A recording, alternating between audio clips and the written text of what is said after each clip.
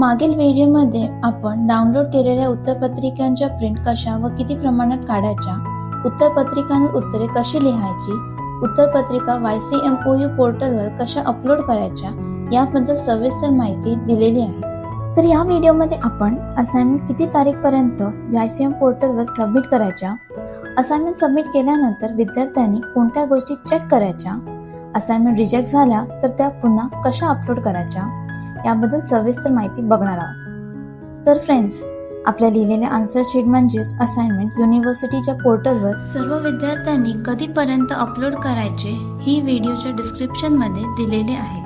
ही submission date वाढवण्याची शक्यता असू शकते. तसेच सर्व विद्यार्थ्यांनी लक्षात घ्यायची एक अत्यंत महत्त्वाची गोष्ट म्हणजे या पत्रिकेच्या प्रत्येक पेजवर तुमची सही म्हणजेच विद्यार्थ्याची स्वतःची सही असली पाहिजे. असाइनमेंट सबमिट केल्यानंतर त्यांचे चेकिंग हे समंत्रकांकडून केले जाणार आहे. आपण असाइनमेंट सबमिट केल्यावर स्टेटसमध्ये अपलोडेड असं ऑप्शन दाखवेल. याचाच अर्थ तुमची असाइनमेंट सबमिट झालेली आहे व त्याचे चेकिंग होणार आहे. जर विद्यार्थ्यांना सबमिट केलेले असाइनमेंट योग्य असेल म्हणजेच त्याच विषयाची उत्तरपत्रिका विद्यापीठाने दिलेल्या फॉर्मॅटमध्ये सबमिट झालेली असेल तर स्टेटसमध्ये व्हेरीफाईड असे दाखवेल.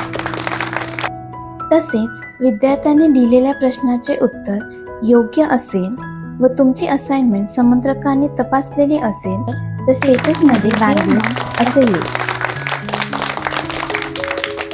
याचा अर्थ तुमची असाइनमेंट ऑनलाईन तपासलेली आहे व तुम्ही असाइनमेंटमध्ये पास झालेले आहात.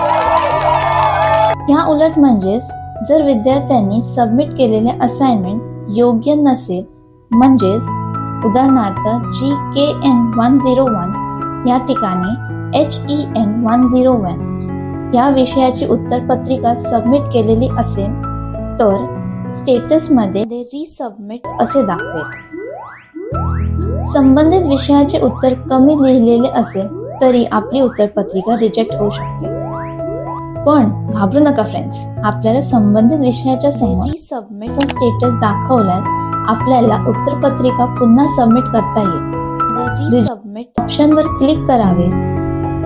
या ठिकाणी आपली असाइनमेंट रिजेक्ट का झाली हे देखील समजेल. हे नवीन बदल करून आपल्याला सबमिट या ऑप्शनवर क्लिक करून आपली नवीन उत्तरपत्रिका सबमिट करावी लागेल. अशा प्रकारे असाइनमेंट सबमिट केल्यावर जोपर्यंत आपल्या स्टेटसमध्ये व्ह्यू मार्क्स असे दाखवत नाही तोपर्यंत विद्यार्थ्यांनी दिलेल्या लिंकवर आपल्या PRN नंबर व न्यू पासवर्डद्वारे साइन इन करून आपला स्टेटस चेक करत राहावा.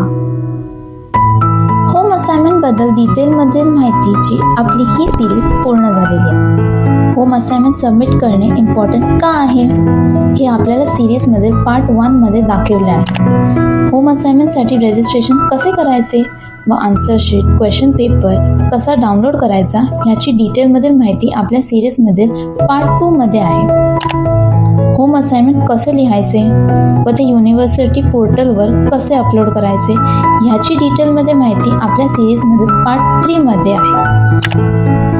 तर होम असाइनमेंट संदर्भातील सर्व व्हिडिओची लिंक ह्या व्हिडिओच्या डिस्क्रिप्शनमध्ये आम्ही दिलेली आहे. तर असेच माहितीपूर्ण व्हिडिओ आम्ही आमच्या चॅनलवर पोस्ट करत असतो.